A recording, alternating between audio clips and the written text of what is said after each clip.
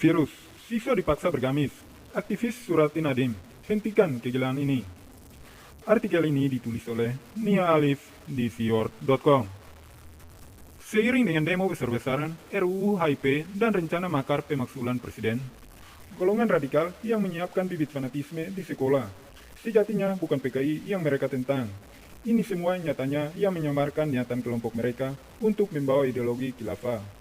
Makanya, tak heran di setiap demo yang katanya pro Pancasila, tapi bendera yang dibawa bendera HTI. Gerombolan PA 212 nyatanya sebagian besar memenuhi kelompok mereka. Mereka tak hanya merecoki pemerintah dengan isu PKI, bahkan anak-anak sekolah dasar pun beralih memakai gamis untuk perempuan, tak terlihat agamanya apa. Makanya, seorang aktivitas perempuan yang disetujui dan berkirim surat menohok untuk Menteri Pendidikan Nadiem Makarim.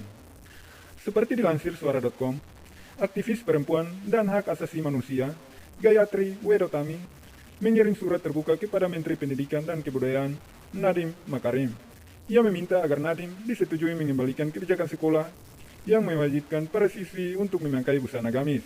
Perempuan yang memiliki nama lain, Seka Hefsiba, itu menjelaskan dengan menambahkan perkara pemaksaan penggunaan busana gamis pada siswi sekolah.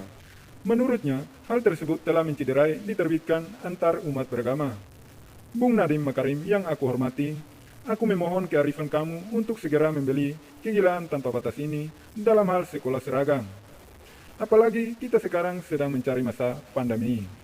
Tulis Gayatri mengawali suratnya. Ia memandang perdebatan tersebut sudah sangat penting lantaran telah banyak orang menjadi korban. Dari laporan yang ia terima, pengajuan pertanyaan tentang penggunaan busana muslim untuk para siswi mulai dari SD hingga SMA. Mulai tahun 2016, sebagai anggota divisi keperempuanan di ICRP, Konferensi Indonesia untuk Agama-Agama dan Perdamaian, saya telah menerima laporan tentang pemaksaan tidak tertulis dan halus terselip di seragam sekolah untuk siswi-siswi dan pelajar putri, terangnya.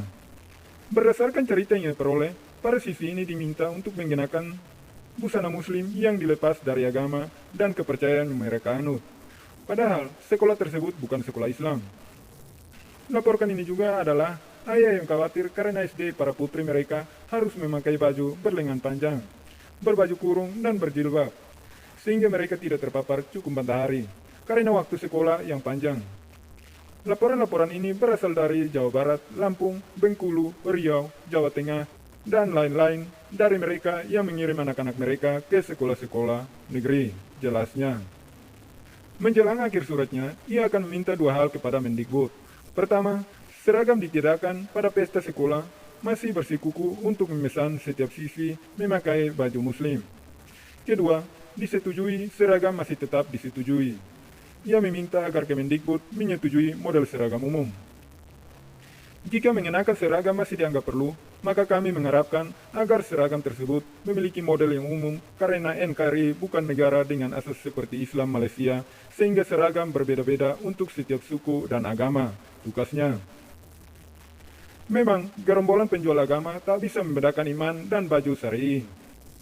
Kalau pakaian bisa menentukan kadar iman seseorang, maka tak perlu lagi aturan sholat 5 waktu, puasa, zakat, dan sebagainya. Mereka yang menerima lebih banyak dari Tuhan yang terhadap Tuhan dengan menjadi hakim bagi yang lewat busananya. Gerombolan ini biasanya bernaung dalam ormas khilafah seperti HTI. Juga ormas yang diam-diam mendukung khilafah seperti FPI dan juga PA 212. Selain dengan dukungan konglomerat, cendana yang sama-sama memainkan isu PKI, gerombolan mereka serasa di atas angin yang di-backing konglomerat kaya. Seorang penulis buku HTI Gagal Paham Khilafah mengatakan HTI membawa isu PKI, komunisme, guna mengalihkan perhatian publik. Padahal sebenarnya HTI lah yang anti Pancasila. Dari sudut pandang akhlak agama, HTI lebih bejat bertambah PKI. Se-PKI-PKI-nya PKI tidak pernah membawa nama Allah, Rasulullah, Tauhid, Syariah, dakwah, dan hijrah sebagai tameng politik.